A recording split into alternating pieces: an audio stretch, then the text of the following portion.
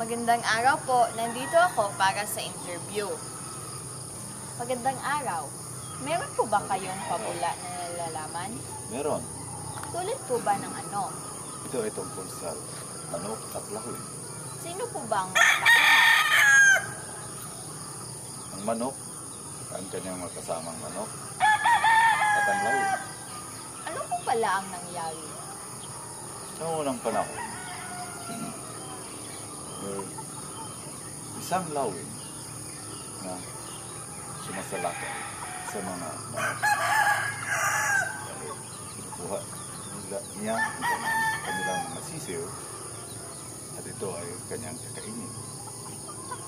Takot na ang mga inahin dahil sa pangyayaring ito. May isang tanda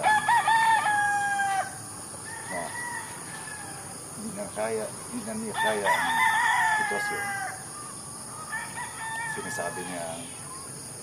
Sinasabi niya sa kanyang makasama na sunod sa pagbabalik ng lawin ay siya na ang kanyang kaharap. Kaya pinaghandaan niya ang kanyang araw na yun, pinutulis niya ang kanyang upo at lahit. At isang araw, bumalik ang lawin. Nagsisigawan niya, "Lawin, ako ang iyong harapin." Kita siya ng lawin. Bumulusok ito ng bigla. Ang pagbalik, lawin. Bit niya ang tandang na walang kabuhay.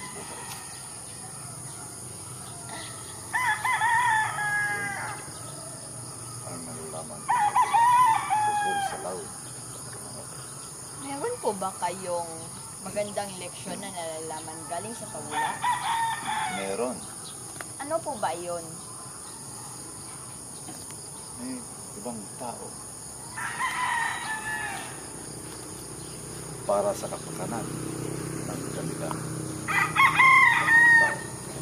Buhay pa nila ang ibubuhis ay gawin nila ito para lang niligtas nila ang kanilang kapwa-tao. Para sa iyo po, sa tingin niyo po ba mananakawan rin kayo ng mga manok niyo? Walang lawin ang kumukuha ng manok ko, magnanakaw lang. Salamat po! Walang anuman kay Zoila. Walang anuman.